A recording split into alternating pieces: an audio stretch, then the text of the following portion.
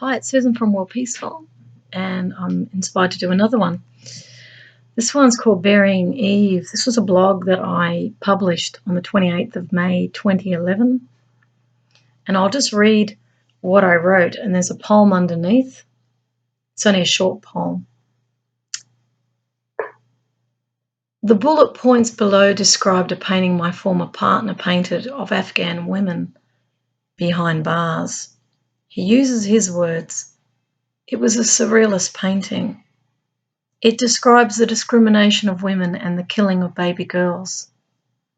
Boys were valued more than girls. It is still a belief in existence today.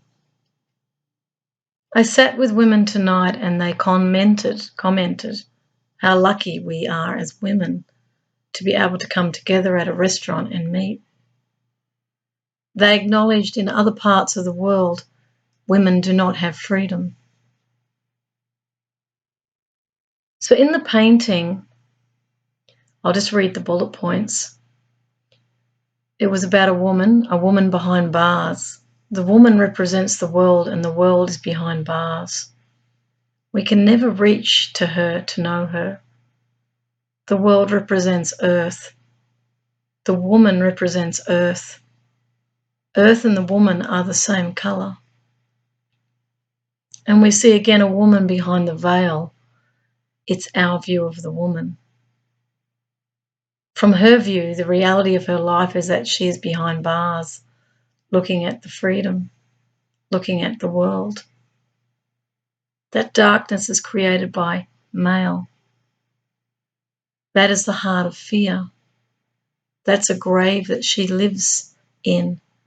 She's buried alive. Even in the holy book of Muslims, the Quran, it's condemned. The writing that you see on the painting is from the Quran, which means, when the sun shall be folded up, and when the stars shall shoot downwards, and when the mountains shall be set in motion, and when the camels 10 months gone with foal shall be abandoned, and when the wild beasts shall be gathered together, and when the sea shall be swollen, and when the souls shall be paired with their bodies, and when the damsel that has been buried shall be asked, for what crime was she put to death? Before I read this little bit that I wrote, I'm just going to go still on the women in Afghanistan firstly, but also other women who are seen as inferior to men in any part of the world. In some cultures, it's very defined. In others, there is a growing awareness that equality of opportunity is true, that everybody has a myriad of talents. In fact, I was just talking with a woman yesterday. We were talking about the fact that women give birth to children and they don't get to experience their talent because they're too busy raising their kids. So they put all their love into their children. And the two of us were discussing the fact that we were happy we didn't have children, even though I know within myself I would have been a good mother because I have a very natural affinity with children and I understand children. Being a clown too, I've connected deeply with kids. But I knew I was not to have a baby in this life. I knew from when I was very young. I always made sure I was safe because I had a destiny, which is what I've done. I became a world peace clown, studied economics, became a market analyst. Now I'm an author, produce lots of videos and blogs, always working on world peace because that was my gift to the world. But going back to the women whom I've met, quite a few, who have worn chowdhuries, which is the hijab over their hair. I've also myself worn a full chowdhury with the gauze over the eyes, which gives the impression of bars, which is what's been described in the painting. I learned a lot from this person who himself was not actually religious. He was an artist. He was seeking truth. I saw him as universal, and he saw himself that way too. So I used to write poetry for his paintings, which were surrealist paintings. They were very deep. He was better than Salvador Dali. And a very wise soul. His poetry was incredible, much better than mine. His paintings were levels upon levels of depth. He was able to reach the quintessential truth of matters, or even the soul of a person through his art. I've seen him do photorealism, and I've seen him do surrealist paintings where he's been able to capture the essence. He was a very quiet person. And I used to say to him, what are you thinking about? And he'd go, nothing. I used to think, how can you think nothing? Because these days I can go still. So I think as an artist, he just went into the zone. He just didn't think. Great place to go. So his work would have been inspired, I would say, definitely. He said he dreamed colours that didn't exist. He was a very nice person, very, very warm and very kind to people, very hospitable, very good cook. I always said to him we were a perfect match because he was good at cooking and I was good at eating. But yes, he gave me enormous insight into the inequality of women in Afghanistan. And I feel to just discuss that a little bit. RAWA comes to mind, a Revolutionary Afghan Women's Association, who would smuggle things under their chowdhuries, or burqas, they can be called. These are the long dresses that they wear. They cover their faces. They have to. Of course, Afghanistan was not extreme like this prior to the rise of the Taliban. So when the Russians or Soviet influence was happening within Afghanistan, the women were actually not covered, and they were engaging in, university and many other things. It was quite a developed country. And then, of course, when the Soviets invaded, everything went downhill from there. And there were insurgents that came into the country that were on the payroll of Western powers.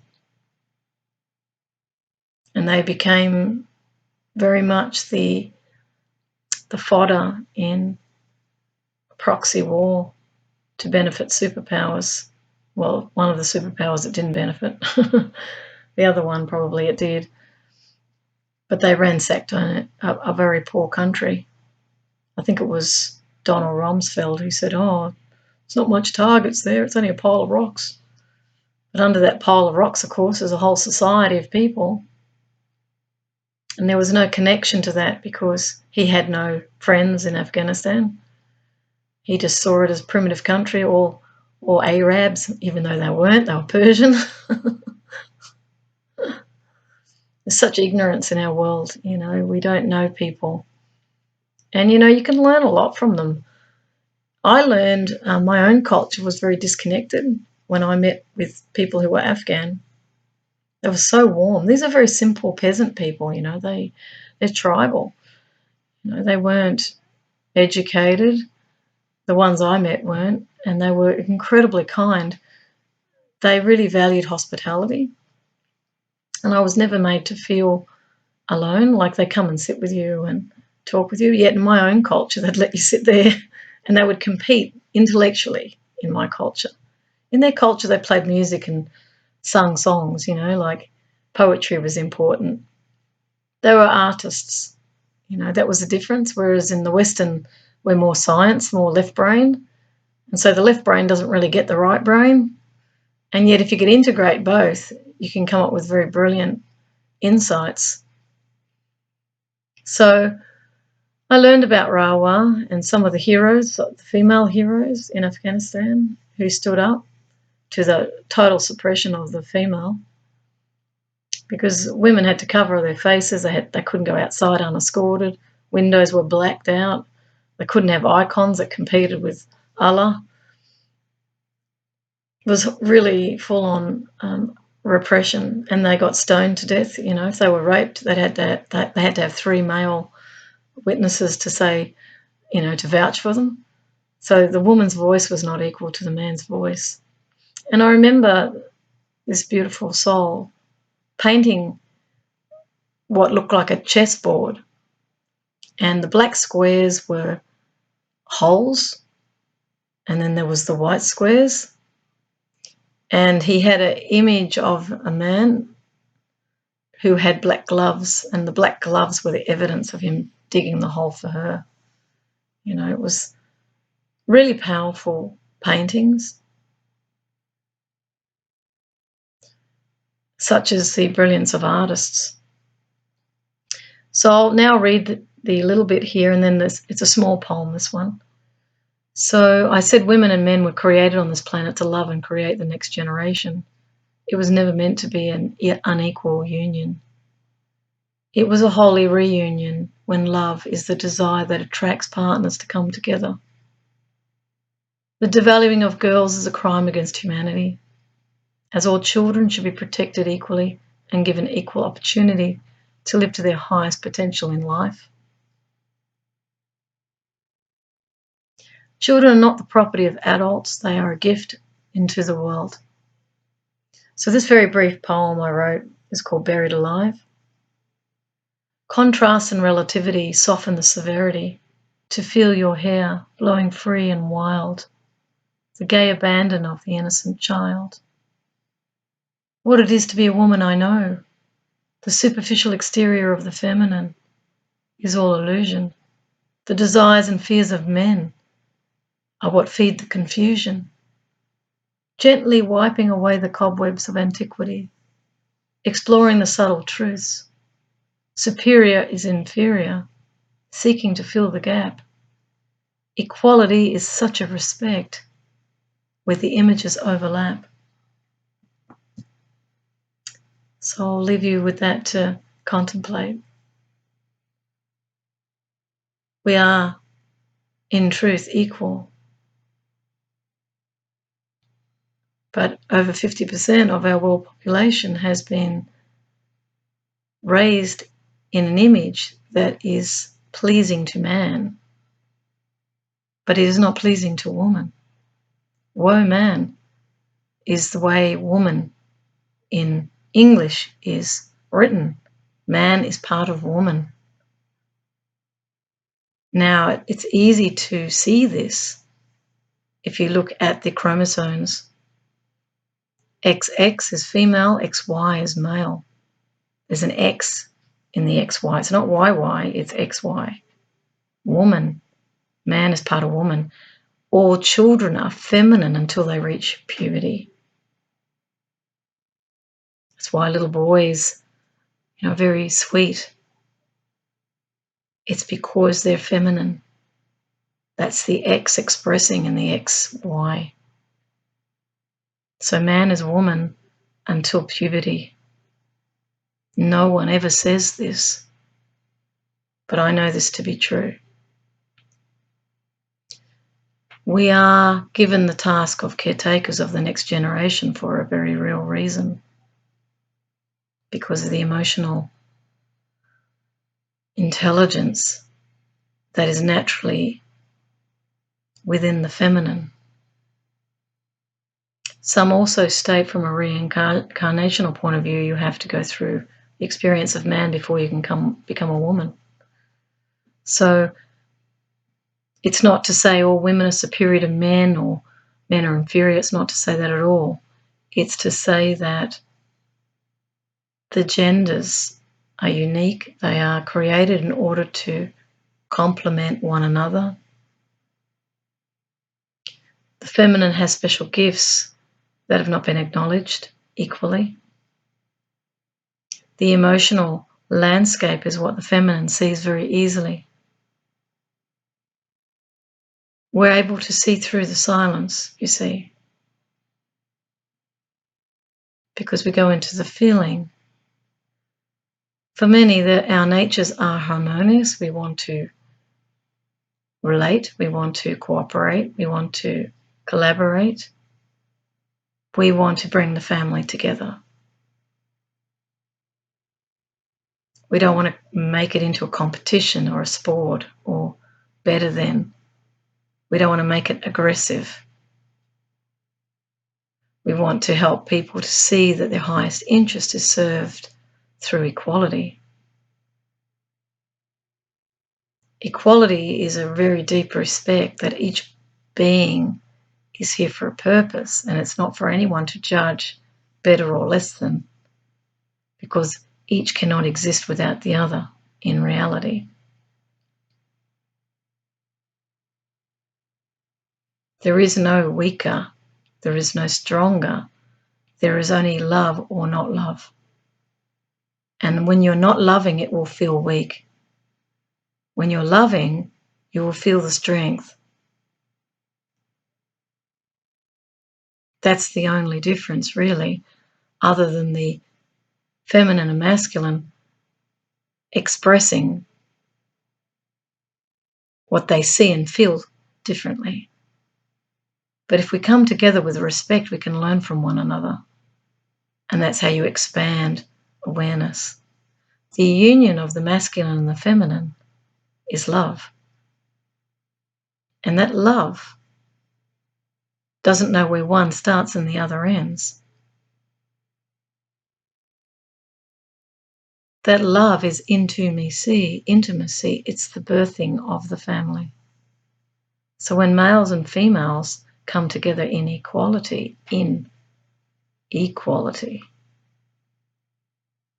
this provides the best foundation for children, for they witness their parents relating. They see the father as not being superior. He is serving the wife.